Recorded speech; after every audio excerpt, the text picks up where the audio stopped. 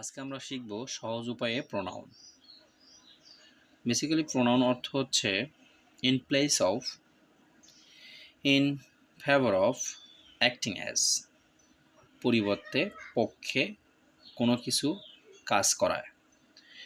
মোট কথা প্রোনাউন শব্দটি যে মিনিংগুলো আমাদের বলে দেয় সেটা হচ্ছে পরিবর্তে, পক্ষে অথবা কোনো কিছুর মতো কাজ করা।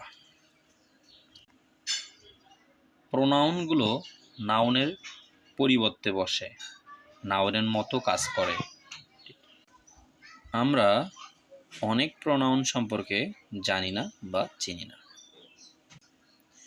প্রোনাউন সম্বন্ধে যে জানি না বা চিনি না এই কারণগুলো উল্লেখ করে আমি আমার প্রোনাউনের জাদু বের করব। আমরা শুধু চিনি শি, হি, ইউ, আর কিছু জানি না অনেকেই। তো প্রোনাউনের প্রকারভেদের মধ্যে এটি এমন একটি প্রকারভেদ, পার্সোনাল প্রোনাউন।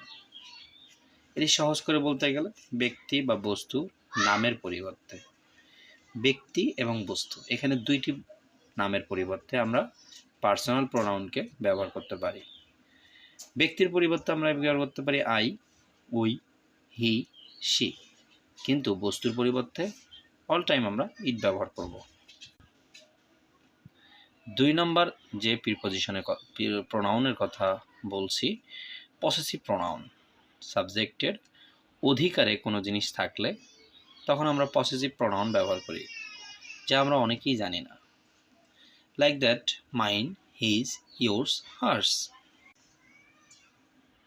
প্রোনাউনের 3 নম্বর অপশনে আমি রেখেছি emphatic pronoun, reflexive pronoun, intensive pronoun.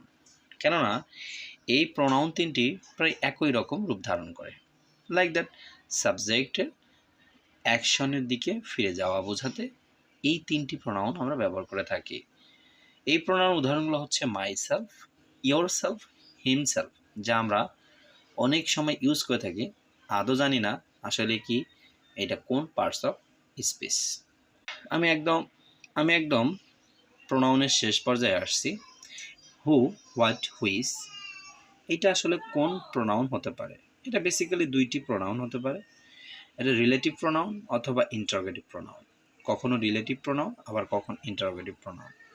আমি ভিডিওর কমেন্ট বক্সে এর বিস্তারিত জানাবো যদি কারো জানাবার ইচ্ছা থাকে। This, that,